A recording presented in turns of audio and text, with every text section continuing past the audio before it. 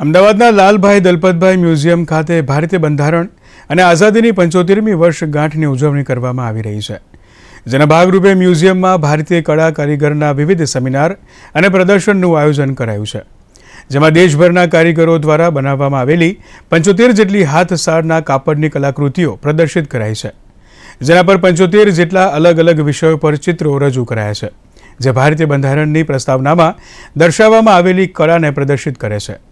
સાથે સાથે રાષ્ટ્ર નિર્માણમાં કારીગરોએ આપેલા યોગદાનની યાદોને પણ તે તાજી કરે છે. 18મી ફેબ્રુઆરી એટલે કે આવતીકાલ સુધી નગરજનો આ પ્રદર્શન નિહાળી શકશે.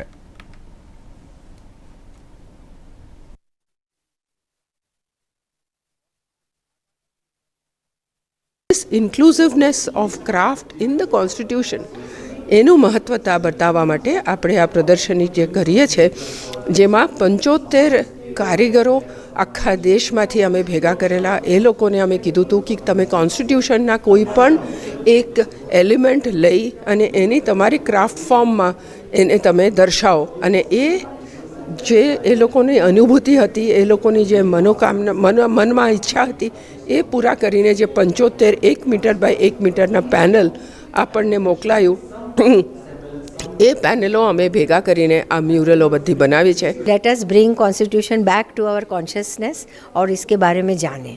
तो ये एग्जीबिशन ज़रूर आके देखिए, जो कि शॉर्ट टाइम के लिए है, 16, 17, 18 3 ही दिन के लिए है, बट बहुत ही सुंदर है.